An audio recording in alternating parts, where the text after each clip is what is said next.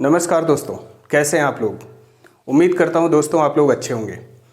दोस्तों आज हम बात करने वाले हैं, अगर आपने प्रॉपर्टी खरीदने के लिए, हाउस प्रॉपर्टी खरीदने के लिए अगर आपने बैंक से बोरो कर रखा है, लोन ले रखा है, तो उसके संबंध में हम लोग आज बात करने वाले हैं कि हाउस प्रॉपर्टी के संबंध में जो भी बोरोइंग की है, जो भी लोन लिया है, उस पर आपको इनकम टैक्स रिटर्न में इनकम फ्रॉम हाउस प्रॉपर्टी के अंदर आपको इंटरेस्ट का डिडक्शन कितना अलाउ किया जाता है, उसके ऊपर हम लोग बात करेंगे। लेकिन दोस्तों सबसे पहले हम लोग यहाँ पे चर्चा करेंगे कि हाउस प्रॉपर्टी दो तरीके के यहाँ पे कंसीडर किए जाते हैं। पहला सेल्फ ऑक्युपाइड हाउस प्रॉपर्टी, यानी कि जिस घर में आप खुद रहते हैं, आपकी फैमिली रहती है, और दूसरा हाउस प्रॉपर्टी जो आपने लेट आउट कर रखा है, यानी कि किराए पे दे रखा है।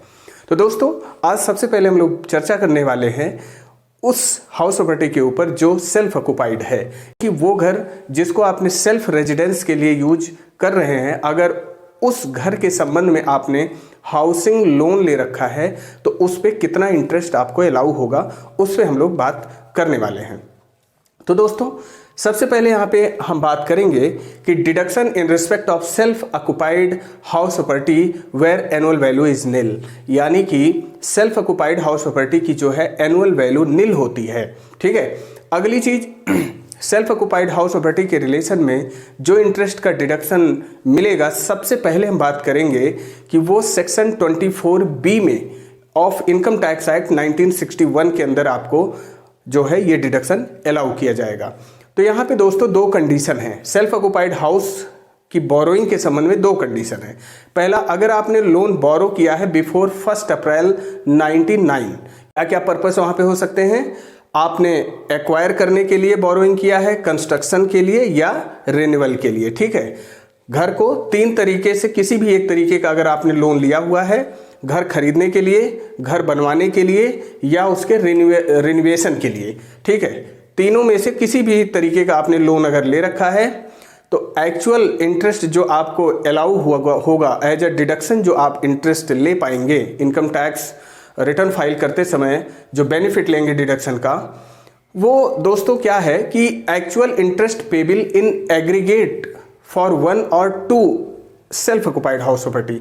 दोस्तों पहले एक ही घर सेल्फ ऑक्युपाइड के लिए अलाउ होता था, लेकिन अब दो घर सेल्फ ऑक्युपाइड के लिए अलाउ हो गया है, यानी कि दो घर अपने खुद यूज के लिए आप इस्तेमाल कर सकते हैं, और सब्जेक्ट टू मैक्सिमम 30,000 का यहाँ पे आपको डिडक्शन दिया जाएगा। यानी कि अगर आपने लोन 1/4/1999 के पहले ले रखा है तो उस पे मैक्सिमम डिडक्शन जो है 30,000 का आपको अलाउ किया जाएगा इनकम टैक्स रिटर्न फाइल करते समय। ठीक है, पहला तो ये हो गया। और दूसरा मुद्दा यहाँ पे ये है कि अगर आपने लोन बोरो किया है, यानी कि जो आपने सेल्फ हाउस प्रॉपर्टी के लिए आपने बोरोइंग की हुई है, वो आफ्टर 1 अप्रैल 1999 में किया हुआ है, यानी कि 1 अप्रैल 1999 के बाद अगर आपने लोन ले रखा है, किन किन पर्पस के लिए? पहला, एक्वायर करने के लिए, कंस्ट्रक्ट करने के लिए, यानी कि घर खरीदने के लिए या घर बनवाने के लिए अगर आपने लोन ले रखा है, तो यहाँ पे इन एग्रीगेट इंटरेस्ट फॉर 1 और 2 सेल्फ ऑक्युपाइड हाउस के लिए आपको मैक्सिमम डिडक्शन 2 लाख रुपए तक अलाउ किया जाएगा। ठीक है, मेरे विचार से ये बात क्लियर हो गई। पहला केस था 1/4/1999 से पहले आपने इंटरेस्ट बोरोइंग कर रखी है, और दूसरा केस जो हमने अभी डिस्कस किया है वो है बोरोइंग 1/4/1999 के बाद आपने कर रखी है, तो यहाँ पे 2 लाख का डिडक्शन आपको दिया जाएगा। अब यहाँ पे एक कंडीशन और आती है कि अगर मान लो आपने बोरोइंग किया हुआ है 1 अप्रैल 1999 के बाद, ठीक है, और उस बोरोइंग का जो पर्पस था वो था रिपेयर, रिन्यूअल और रिकंस्ट्रक्शन का, यानी कि एक्विजिशन नहीं कर रहे थे आप, एक्वायर नहीं कर रहे थे नया घर, ठीक है, या कंस्ट्रक्शन नहीं कर रहे थे, आपके पास ऑलरेडी घर था, लेकिन उसके आप रिपेयर, रिन्यूअल या रिकंस्ट्रक्शन में आप करने के लिए आपने लोन लिया बैंक से। ठीक है, तो यहाँ पे दोस्तों एक्चुअल जो इंटरेस्ट पेबल होगा इन एग्रीगेट ऑफ 1 और 2 सेल्फ ऑक्युपाइड हाउस प्रॉपर्टी के लिए वो होगा मैक्सिमम 30,000 रुपीज। तो यहाँ पे बात क्लियर, एकदम क्रिस्टल क्लियर होनी चाहिए। लोन अगर 1/4/99 के बाद आपने लिया हुआ है, घर खरीदने के लिए या घर बनवाने के लिए, दोनों में से किसी भी पर्पस के लिए आपने लिया है तो मैक्सिमम डिडक्शन 2 लाख रुपए तक मिलेगा। लेकिन वहीं पे अगर लोन आपने रिपेयर, रिन्यूअल या रिकंस्ट्रक्शन के लिए आपने लिया हुआ है तो आपको मैक्सिमम डिडक्शन उस पर 30,000 का अलाउ किया जाएगा। आई थिंक ये बात क्लियर होगी। अब दोस्तों यहाँ पे बात जहाँ तक हम डिडक्शन की बात कर रहे हैं सेक्शन 24B में कि आप कितना डिडक्शन पाएंगे, तो ऑलरेडी हम इस पर बात कर चुके हैं। लेकिन अब एक बात मैं और आपको बताना चाहता हूँ कि हाउसिंग लोन के रिलेशन में जो आप प्रिंसिपल अमाउंट आप पे करते हैं, प्रिंसिपल उसका मूलधन, वो मूलधन आपको सेक्शन 80C में भी डिडक्शन मिल जाएगा सब्जेक्ट टू मैक्सिमम 1,50,000। यानी कि जो 80C वगैरह की जो डिडक्शन की लिमिट है वो 1,50,000 तक है, तो उस 1,50,000 की लिमिट के अंदर आपको प्रिंसिपल अमाउंट का भी आपको डिडक्शन अलाउ किया जाएगा इंटरेस्ट के अलावा। ठीक है। अगली चीज, कोई नया घर आप खरीद रहे हैं, उस पे जो आप कोर्ट में स्टैंप ड्यूटी पे करते हैं, स्टैंप ड्यूटी का भी आपको डिडक्शन 80C में मिल जाएगा सब्जेक्ट टू मैक्सिमम 1,50,000। यानी कि 80C डिडक्शन लेने की जो लिमिट है वो 1,50,000 तक है, तो 1,50,000 के अंदर आप प्रिंसिपल का और स्टैंप ड्यूटी का भी डिडक्शन ले सकते हैं सेक्शन 80C में। ठीक है, आई होप ये बात क्लियर होगी। तो दोस्तों जैसा कि हम बात कर रहे हैं सेल्फ ऑक्युपाइड हाउस के रिलेशन में कि वो घर जो आप खुद इस्तेमाल करने के लिए यूज कर रहे हैं, आप खुद यूज कर रहे हैं उस घर को, और उस घर के रिलेशन में, उस हाउस प्रॉपर्टी के रिलेशन में आपने बोरो कर रखा है, बोरोइंग कर रखा है फाइनेंशियल इंस्टीट्यूशन से। ठीक है दोस्तों, एक बात यहाँ पे मैं और क्लियर करना चाहता हूँ कि जो अनपेड परचेज प्राइस होते हैं उनको भी एज अ बोरोड कैपिटल माना जाता है। लाइक किसी आपने मान लीजिए किसी प्रमोटर से, यानी कि जो बिल्डर हैं उनसे कोई फ्लैट आपने परचेज किया, मान लीजिए 20 लाख रुपए में आपने फ्लैट परचेज किया और आपने 5 लाख रुपए जो उनको दे दिए, लेकिन 15 लाख रुपए जो है उन्हीं के पास उधार पड़ा हुआ है इस कंडीशन पे कि आप मंथली इतनी किस्त आप देते रहेंगे उस बिल्डर को। ठीक है, तो ऐसे केस में ये जो आप इंस्टॉलमेंट दे रहे हैं ये भी एक तरीके का बोरोइंग का इंस्टॉलमेंट माना जाएगा, और इसके रिलेशन में जो आप इंटरेस्ट और प्रिंसिपल का पेमेंट कर रहे हैं उसका भी डिडक्शन आपको अलाउ किया जाएगा।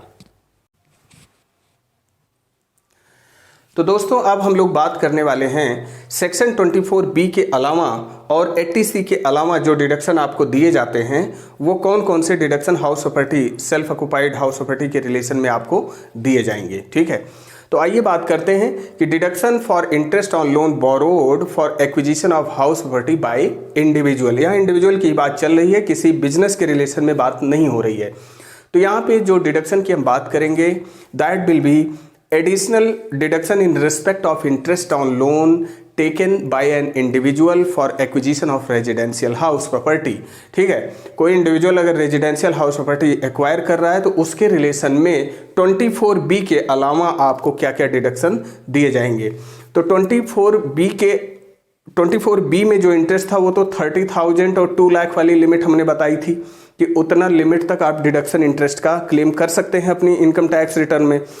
उसके अलावा हमने बताया था 80C में प्रिंसिपल जो आप पे कर रहे हैं बैंक को, और जो आपने स्टैम्प ड्यूटी का जो पेमेंट किया था उसका आप डिडक्शन ले सकते हैं। बट अपार्ट फ्रॉम दैट कुछ और डिडक्शन आपको अलाउ किए जाते हैं सेक्शन 80 के अंदर। तो पहला डिडक्शन यहाँ पे दोस्तों है सेक्शन 80EE का। ठीक है, तो 80EE में जो डिडक्शन हम बात करने वाले हैं वहाँ पे पहली कंडीशन तो ये है कि ये जो बोरोइंग होनी चाहिए वो इंडिविजुअल के द्वारा होनी चाहिए, ये इंडिविजुअल को ही अलाउ किया जाएगा ये डिडक्शन। अगली चीज इसमें जो कंडीशन और दी गई हैं वो पहली चीज ये है कि जो हाउस प्रॉपर्टी आप परचेज कर रहे हैं उसकी value less than equal to 50 lakh होनी चाहिए, यानी कि 50 लाख से ऊपर उसकी वैल्यू नहीं होनी चाहिए। दूसरी कंडीशन है कि loan should be sanction during the previous year 2016 and 2017, यानी कि 16 और 17 के इन बिटवीन आपका लोन सैंक्शन होना चाहिए। और तीसरी कंडीशन यहाँ पे है the assessee should not own any residential house on the date of sanction of the loan, यानी कि जब आपका लोन सैंक्शन हो रहा है उस समय आपके पास कोई भी हाउस प्रॉपर्टी नहीं होना चाहिए। ठीक है, अगली चीज अगला फोर्थ कंडीशन है इसमें कि loan sanctioned less than equal to 35 lakh. तो यहाँ पे लोन जो सैंक्शन होना चाहिए 35 लाख या उससे कम का होना चाहिए। ठीक है, तो यहाँ पे सेक्शन 80EE में डिडक्शन लेने के लिए 4 कंडीशन आपको सेटिस्फाई करनी है। पहला कंडीशन, जो हाउस प्रॉपर्टी की वैल्यू है वो 50 लाख से ज़्यादा नहीं होना चाहिए। दूसरा कंडीशन ये है कि जो लोन सैंक्शन हुआ है वो 16 और 17 के इन बिटवीन होना चाहिए। और तीसरा ये है कि जब आप बोरोइंग कर रहे हैं, जब आप लोन ले रहे हैं, सैंक्शन जब आपका लोन का हो रहा है उस समय आपके पास कोई भी रेजिडेंशियल हाउस प्रॉपर्टी नहीं होनी चाहिए। और चौथा कंडीशन यहाँ पे है कि जो लोन सैंक्शन हो रहा है वो less than equal to 35 lakh तक होना चाहिए।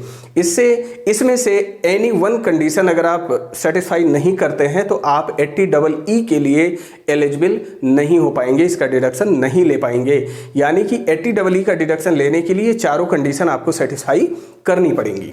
ठीक है, अब यहां पे बात आता है कि पीरियड ऑफ डिडक्शन, कितने समय तक 80EE में आपको डिडक्शन मिलता रहेगा। ठीक है, तो यहां पे है the benefit of deduction under this section would be available till the repayment of loan continues. यानी कि जब तक आप उस लोन का पेमेंट करते रहेंगे तब तक उस पे डिडक्शन आपको इंटरेस्ट का मिलता रहेगा। और यहाँ पे प्रिंसिपल का डिडक्शन नहीं मिलेगा, सिर्फ इंटरेस्ट के डिडक्शन की बात की जा रही है। अब सवाल अगला ये है कि how much deduction, quantum of deduction कितना मिलेगा, कितने अमाउंट तक हम डिडक्शन 80EE में क्लेम कर सकते हैं।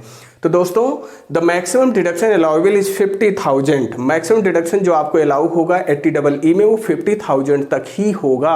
ठीक है, the deduction of up to 50,000 under section 80EE is over and above, बात को समझिए, over and above the deduction up to 2 lakh available under section 24। यानी कि सेक्शन 24B में जो अभी आपने डिडक्शन लिया हुआ था हाउस प्रॉपर्टी के अंदर, उसके अलावा आप 50,000 तक का और डिडक्शन ले सकते हैं उसके ऊपर। यानी कि अगर देखा जाए तो 2.5 लाख तक का डिडक्शन आपको यहाँ पे मिल रहा है, वहां पे 2 लाख तक और यहाँ पे 50,000 80EE के अंदर। ठीक है, उम्मीद करता हूं ये सेक्शन 80EE आपको क्रिस्टल क्लियर होगा।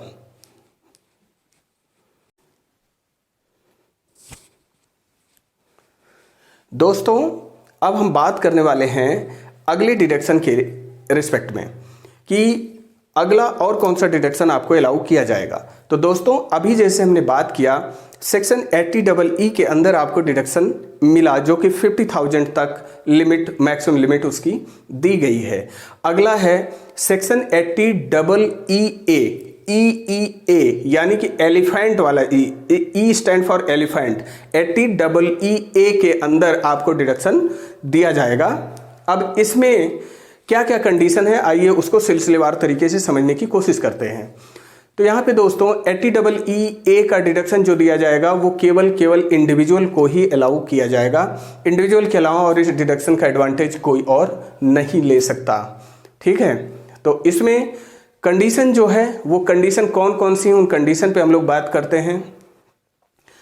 पहला कंडीशन यहाँ पे है कि stamp duty value of house less than equal to 45 lakh. यानी कि 80EA का डिडक्शन लेने के लिए आप जिस घर को ले रहे हैं उसकी जो स्टैंप ड्यूटी वैल्यू है वो 45 लाख से ज़्यादा नहीं होना चाहिए। नेक्स्ट सेकंड कंडीशन है loan should be sanctioned by a financial institutions during a period from 1 April 19 and 31 March 22। यानी कि आपका जो लोन सैंक्शन हो रहा है वो किसी फाइनेंशियल इंस्टीट्यूशन से होना चाहिए और सैंक्शन का जो टाइम है वो अप्रैल 19 से लेके मार्च 22 के बीच में वो सैंक्शन होना चाहिए। दो कंडीशन सेटिस्फाई हो गई। तीसरी कंडीशन यहाँ पे है the individual should not own any residential house property on the date of sanction of the loan. यानी कि जो पर्सन बोरो कर रहा है वो बोरोइंग के समय उनके पास कोई भी रेजिडेंशियल हाउस प्रॉपर्टी नहीं होना चाहिए। सेम यही कंडीशन 80EE में भी था। ठीक है, और चौथी कंडीशन है यहाँ पे कि the individual should not be eligible to claim deduction under section 80EE।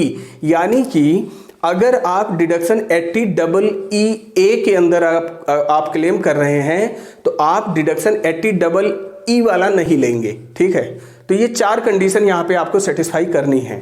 पहला फिर से हम रिवाइज करा देते हैं, जो घर आप परचेज कर रहे हैं उसकी स्टैम्प ड्यूटी वैल्यू 45 लाख रुपए से ज़्यादा नहीं होनी चाहिए, और लोन जो सैंक्शन हो रहा है वो किसी फाइनेंशियल इंस्टीट्यूशन यानी कि बैंकिंग चैनल के थ्रू वो सैंक्शन होना चाहिए, और ये सैंक्शन 19 और 22 के बीच में होना चाहिए, यानी कि 1 अप्रैल 19 से 31 मार्च 2022 के बीच में ये सैंक्शन होना चाहिए। और सैंक्शन के समय आपके पास कोई भी रेजिडेंशियल हाउस प्रॉपर्टी नहीं होनी चाहिए। अगला फोर्थ कंडीशन जो यहाँ पे है दोस्तों, वो है individual should not be eligible to claim deduction under section 80EE, यानी कि अगर आप डिडक्शन सेक्शन 80EE में क्लेम कर रहे हैं तो आप डिडक्शन 80EE का नहीं लेंगे, जो 50,000 की लिमिट वाली दी गई है। ठीक है, ये वाली बात हो गई। अब सवाल ये है कि कितने समय तक हमें इसका डिडक्शन मिलता रहेगा। पीरियड ऑफ डिडक्शन की बात कर लेते हैं। तो पीरियड ऑफ डिडक्शन यहाँ पे दोस्तों, The benefit of deduction under this section would be available from assessment year 2021, यानी कि assessment year 2021 से ही available होगा ये deduction, and subsequent assessment year till the repayment of loan continues, यानी कि 2021 से लेके आप तब तक इसका डिडक्शन ले सकते हैं 80EE के अंदर, जब तक आपका लोन कंटिन्यू रहता है रिपेमेंट। ठीक है, ये बात हो गई। अब सवाल ये है कि क्वांटम ऑफ डिडक्शन क्या होगा, यानी कि मैक्सिमम डिडक्शन सेक्शन 80EE के अंदर आप कितना ले पाएंगे। तो दोस्तों, the maximum deduction allowable is 1,50,000, यानी कि इस सेक्शन के अंदर 80EE के अंदर आप डिडक्शन 1.5 लाख तक ले पाएंगे, and the deduction of up to 1,50,000 under section 80EE is over and above the deduction under section 24B, यानी कि दोस्तों यहाँ पे जो डिडक्शन आप सेक्शन 80EE के अंदर ले रहे हैं वो एक्स्ट्रा डिडक्शन है 24B के अलावा, यानी कि ऐसा नहीं है कि 24B में आप 2 लाख रुपए तक डिडक्शन ले लिए हैं हाउस प्रॉपर्टी में, तो आपको यहाँ पे रिस्ट्रिक्ट किया गया है 2 लाख के अलावा आप 1.5 लाख तक और डिडक्शन ले सकते हैं 80EE के अंदर, प्रोवाइडेड कि आपको ये सारी कंडीशन जो हमने डिस्कस किया ये सेटिस्फाई होनी चाहिए। ठीक है, तो यहाँ पे दोस्तों हमने कौन कौन से डिडक्शन की बात की सेल्फ ऑक्युपाइड हाउस प्रॉपर्टी के संबंध में। आइए एक बार इसको रिकैप्सुलेट कर लेते हैं। पहला यहाँ पे हमने कहा कि जो 24B के अंदर आप इनकम फ्रॉम हाउस प्रॉपर्टी के अंदर जो आप डिडक्शन लेंगे वो 30,000 या 2 लाख रुपीज तक लेंगे, subject to the date of borrowing. ठीक है, जो स्टार्टिंग में मैंने बताया था कि जिस भी डेट के अंदर आप बोरो करते हैं उस हिसाब से आप उसका क्लेम लेंगे। अपार्ट फ्रॉम दैट आपको जो लोन के रिस्पेक्ट में आप जो प्रिंसिपल अमाउंट पेमेंट कर रहे हैं उसका डिडक्शन 80C में मिल जाता है, और जो आप परचेज करते समय हाउस प्रॉपर्टी परचेज करते समय जो स्टैम्प ड्यूटी आप पेमेंट करते हैं कोर्ट में जाके, उसका भी डिडक्शन आपको 80C के अंदर मिल जाता है। ठीक है, अगली बात यहाँ पे है अपार्ट फ्रॉम दैट, उसके अलावा इंडिविजुअल अगर बोरो कर रहा है, इंडिविजुअल अगर हाउस प्रॉपर्टी खरीद रहा है तो उसके संबंध में 2 सेक्शन में और आपको डिडक्शन अलाउ किया जाता है। सेक्शन 80EE जहाँ पे 4 कंडीशन दी गई हैं, और मैक्सिमम डिडक्शन यहाँ पे है 50,000 तक आप ले सकते हैं ओवर एंड एबव 24B, यानी कि उसके अलावा 50,000 तक। ठीक है, अगला कंडीशन यहाँ पे अगला सेक्शन जो यहाँ पे है वो है सेक्शन 80EE के अंदर में आप डिडक्शन ले सकते हैं, जहाँ पे 4 कंडीशन दी गई थी।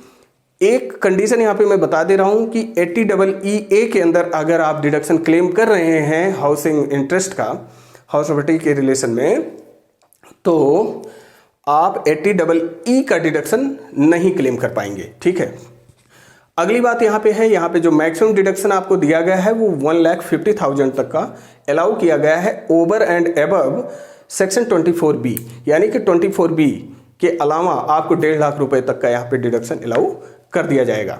दोस्तों, उम्मीद करता हूँ ये टॉपिक आपको क्लियर होगा कि लोन कब लेना है, कितना लेना है, थोड़ा सा प्लान करके भी अगर आप चलते हैं लोन लेने के रिस्पेक्ट में, तो जाहिर सी बात है आपको ज़्यादा से ज़्यादा एडवांटेज मिल जाएगा। और एक चीज़ मैं यहाँ पे और बताना चाहता हूँ कि दोस्तों कि लोन लेना कोई अच्छी बात नहीं होती है। लोन की घंटी गले में लगा के आप स्ट्रेस और फ्रस्ट्रेशन में ही आएंगे, लेकिन अगर सर्कमस्टेंसेस अलाउ करती हैं कि आप लोन लेके भी हैप्पी हैं, लोन लेके आप उसे रिपेमेंट करने में आप सक्षम हैं, तो कोई इसमें दिक्कत वाली बात नहीं है। लेकिन जहाँ पे बात आती है टैक्स पेयर की, कोई पर्सन है जिसकी इनकम इस एक लेवल से ऊपर है, उन पे टैक्स का बर्डन आ रहा है, तो उस टैक्स के बर्डन को सेफ्टी देने के लिए भी वो हाउसिंग लोन ले सकते हैं हाउस प्रॉपर्टी के रिलेशन में। तो वहाँ पे उनको काफ़ी हद तक इसमें फ़ायदा मिल जाता है। तो गाइस, उम्मीद करता हूँ ये छोटा सा कंटेंट जो मैंने इंपॉर्टेंट समझा आप लोगों के साथ डिस्कस करने के लिए, ये आपको पसंद आया होगा। क्योंकि बहुत सारी यहाँ पे कन्फ्यूजन सी रहती है कि हम इंटरेस्ट कितना क्लेम करें अपनी इनकम टैक्स रिटर्न फाइल करते समय, ठीक है। तो उसको आज हमने सोचा कि देखते हैं, कुछ हद तक इसको रिमूव करने की, इस डाउट को रिमूव करने की कोशिश करते हैं। और क्योंकि YouTube पे बहुत सारी वीडियोज़ पड़ी रहती हैं, लेकिन वहाँ पे क्या है कि वीडियो सारी अच्छी हैं, सारे जो भी नॉलेज दिए गए हैं वो अच्छे हैं, लेकिन हो सकता है कि कुछ चीज़ें उसमें मिस हो जाती हैं। लेकिन आज हमने सारा एक समरी बना के आप लोगों के साथ इसको परोसने की कोशिश की है। उम्मीद करता हूँ इसको आप लाइक करेंगे। Thank you very much for dedication of your valuable time with this video. और दोस्तों, अगर ये वीडियो आपको अच्छी लगी हो तो इसको प्रमोट करिए, आगे बढ़ाइए लोगों के साथ। Thank you very much, take care.